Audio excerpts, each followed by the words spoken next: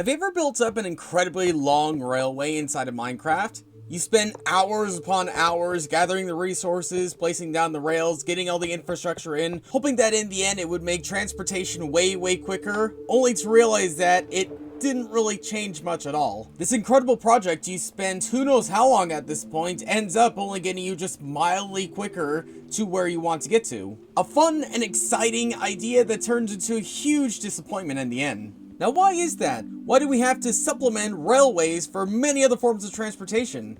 And what can we do to actually improve railways and actually making them useful and worthwhile in constructing again? But to know that, we should probably know how fast minecarts go on rails as opposed to basically every other form of transport.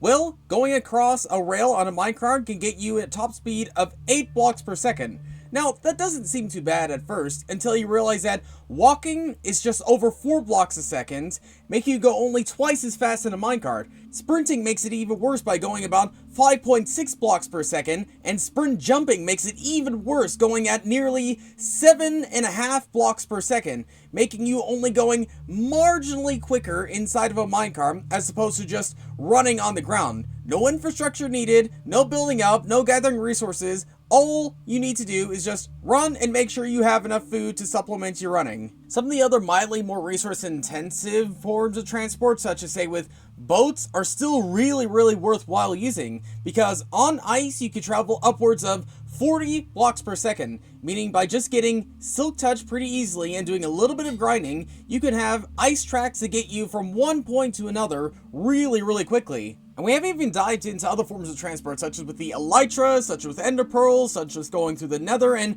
many other different forms of transport. And a huge amount of them being way quicker and way easier to set up than using a minecart. With all this, it does make more sense as to why more people don't actually use minecarts for transportation or anything like that. Apart from maybe using it for redstone machines, it's not often used as like a main source of transport in any other form, in any other fashion. It is somewhat of a problem, so much of a problem that even the developers notice it, but there is still hope. In Java Edition, there is an experimental tab allowing for the ability to change the speed of minecarts, to where instead of it being locked at 8 blocks a second, you could go from having it being between 0 and 1,000 blocks per second. And while it does provide for some very interesting and very amusing types of things you could do inside the game, it does actually show that it is technically possible to actually change and shift the minecart speed. Now, as cool as it would be to have them be at 1,000 blocks per second, it's not really too realistic, considering we still have to make it balanced in a way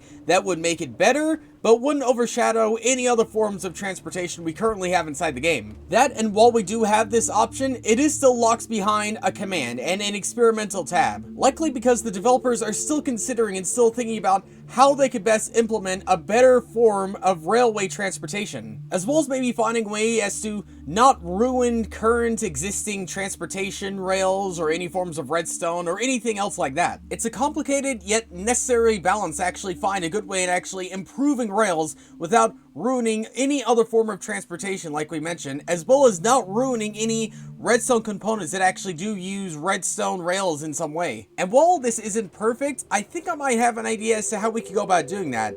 Say you travel across 8 powered rails. You travel at 8 blocks per second. By the time you hit the 9th powered rail, your speed would then be increased by 50%, going 12 blocks per second. And after traveling another 8 blocks, by the time you hit that 9th rail, you will now travel 16 blocks a second, and so on and so on. With the max speed after traveling all these powered rails being 32 blocks per second. While it still wouldn't match the speed of, like, say, boats on ice or anything like that, it would still make a marked difference and a marked change for actually transporting people and things across rails. But to keep it balanced and to give people more of a choice as to how they could go about alternating, like, the speed of rails and whatnot, something that could come into play is the normal rail. Say you were to travel the 8 blocks across powered rails, and then over 4 blocks of normal rails. By the time you reach that next powered rail, you would still be consistently at 8 blocks a second until you reach that 9th powered rail. But if we assume you're traveling at 16 blocks per second and then you go over 5 normal rails,